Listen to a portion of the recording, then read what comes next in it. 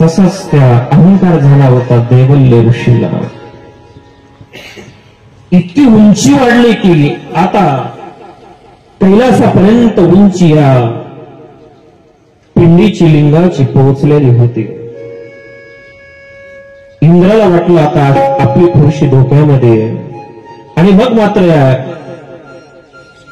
इंद्राने बद्रिकाश्रमला जाऊन जगद्गुरु श्री दत्तात्रय महाराजांना प्रार्थना केली की दैवल्य ऋषीने जी पूजा सुरू केली ना त्याच्या तपाचं सामर्थ्य.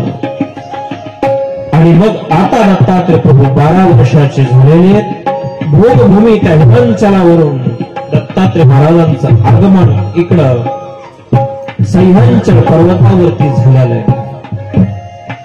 जिथं देवल ऋषीचं आसन होतं ना त्या आसनावरती श्री दत्तात्रय प्रभू पोहोडलेले आहेत. नित्य नियमाप्रमाणे ते दैवल्य ऋषी वाराणसीला स्नानाला गेलेले. स्नान करून मोठभर वाळू आपल्या हातामध्ये घेतली. पुन्हा इकडे हिमाचल पर्वताकडे आलेले आहेत. पाहिलं तर माझ्या आसनाकडे कुणी फिरकू शकत नाही. हा कोण बालक असू शकतो 12 वर्षाचा. तेज पुंज असे असणारे ते श्री दत्तात्रय प्रभूंची मूर्ती. नित्य नियमाप्रमाणे त्या पिंडीवरती ती वाहू टाकले आणि जे पूजा द्रव्य होतं ना जगद्गुरु श्री दत्तात्रय प्रभूंच्या हातामध्ये दिलं.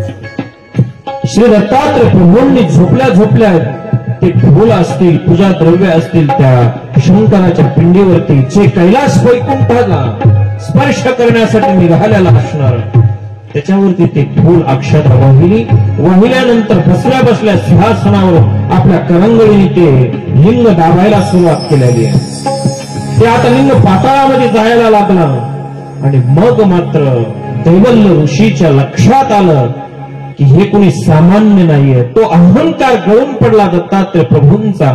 धावत येऊन श्री दत्तात्रय प्रभूचे चरण धरलेले आहेत आणि सांगितलं की भगवंता तुझ्या दर्शनाची एक आठवण म्हणून एक स्मृती म्हणून तेवढं तरी माझी आठवण म्हणून ते राहू देणार.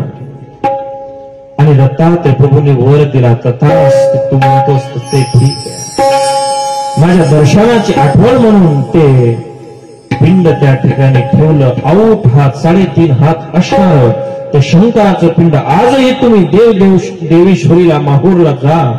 त्या ठिकाणी तुम्हाला दत्तात्रय प्रभूच्या निद्रास्थानाजवळ ते महादेवाचं पिंड आहे. आज कोण कोण माहूरला गेले याच्यामध्ये तुम्ही गेलेले. जर कोणी गेलं नसेल ना तिथं जाऊन पहा. सर्व शक्ती पणाला लावली होती. दैवल्य तामसी तो तव चरणी शरण आला. तामस असा असणारा अहंकारी असणारा देवल ऋषी भगवंताच्या चरणी लागला आणि पुन्हा काय म्हणतो की भगवंता तू माझ्या आसनावरती पोहोडलास रे. जोपर्यंत तुझं अवतार कार्य आहे यावत चंद्र दिवाकर जोपर्यंत हे आकाशामध्ये सूर्य चंद्र तारे आहेत ना तोपर्यंत माझ्या या ठिकाणी विश्रांतीसाठी येत जा.